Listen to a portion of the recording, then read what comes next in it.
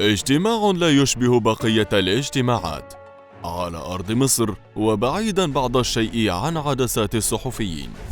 اجتمع رؤساء مخابرات 23 دولة عربية ليضعوا حجر أساس منتدى جديد. هو ليس للتعاون الاقتصادي أو السياسي، ولا حتى لتبادل الخبرات المكتسبة. هو منتدى استخباري تتبادل فيه الدول المعلومات دون مقابل ودون شروط أو خلافات. اجتماع استثنائي دارت حوله الكثير من إشارات الاستفهام. الرئيس المصري عبد الفتاح السيسي شارك بالاجتماع عبر تقنية الفيديو، داعياً إلى وضع الخلافات جانباً والعمل على تعزيز التعاون الاستخباري أكثر. كل هذا الحديث يدور تحت عنوان واحد، هو المنتدى العربي الاستخباري. فما هي قصته وما هي أهدافه؟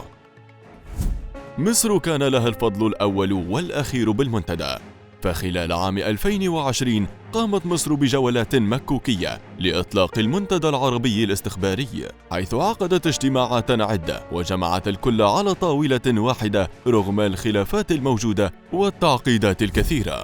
وكان عراب ذلك المشروع هو الرئيس المصري عبد الفتاح السيسي.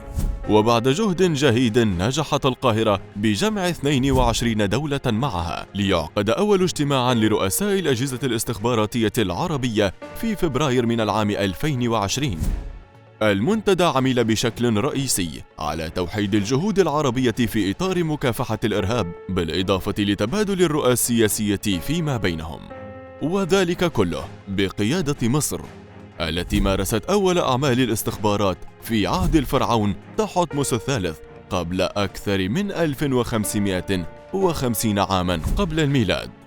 إذ تسعى مصر اليوم لإحياء أجهزة المخابرات العربية من جديد وتقديم أساليب جديدة للعمل، وذلك استناداً لخبرتها الطويلة في هذا المجال.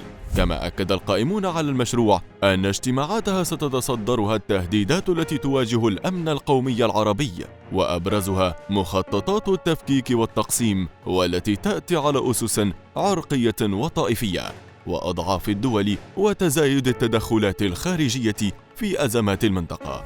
ومن جانب آخر يناقش المنتدى مكافحة الإرهاب والفكر المتطرف والجريمة المنظمة، مع بحث أفضل السبل للمواجهة بالفاعلية اللازمة. وفي تصريح لقناة سكاي نيوز عربية، قال اللواء سمير فرج أن القاهرة تسعى من خلال المنتدى لتقديم خبراتها لبقية الدول العربية، وذلك عبر تقديم العديد من الدورات والورشات. كما يمكن أن تضم القاهرة لاحقاً بنك المعلومات لذات المنتدى. وكانت القاهرة قد افتتحت مقر المنتدى الاستخباري في الأول من فبراير عام 2021 بمشاركة الرئيس المصري ورؤساء أجهزة المخابرات العربية، ثم عقد الاجتماع الأول في النصف الثاني من ذات الشهر. مسألة الخلافات التي تعيشها المنطقة وانقطاع العلاقات مع بعض الدول كانت هي أحد أكبر إشارات الاستفهام حول المنتدى.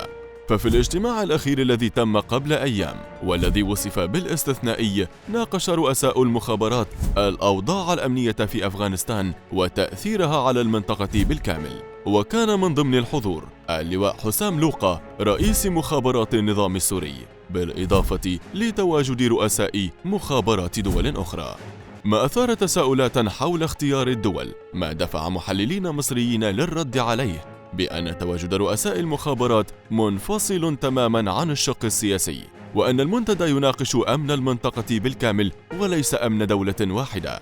وأوضح خبراء آخرون أن استقبال القاهرة للجميع هو لهدف واحد، وهو جمع الجهود الاستخباراتية العربية بعيداً عن الخلافات السياسية القديمة والجديدة، مع مراعاة ملفات كل دولة على حدة إذا كانت تنوي مشاركة جميع ملفاتها لبقية الدول أو التعذر عن مشاركة بعضها.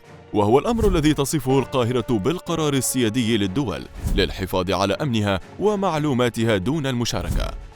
يعول الكثير اليوم على المنتدى العربي الاستخباري ليكون حجر الأساس لتطوير المخابرات العربية إقليمياً، كونه المشروع الأول من نوعه، وفي ذات الوقت يقع تحت قيادة دولة قوية مخابراتياً، مع جهود متطورة من العديد من الدول، على رأسهم دول الخليج التي عملت خلال السنوات الماضية على تطوير مختلف قدراتها المخابراتية وحتى العسكرية. وهو ما انعكس على ترتيب جيوشها وأجهزتها الأمنية. فيما يرى شق آخر أن المشروع لن يكون مفيداً على المدى الطويل في ظل تذبذب المشهد العربي دائماً وتقلب المواقف فيما بين الدول، خصوصاً تلك التي تحتضن تنظيمات تصنفها عدة دول بالإرهابية. وبين توقعات النجاح والفشل تبقى الاحتمالات مفتوحة في قادم الأيام.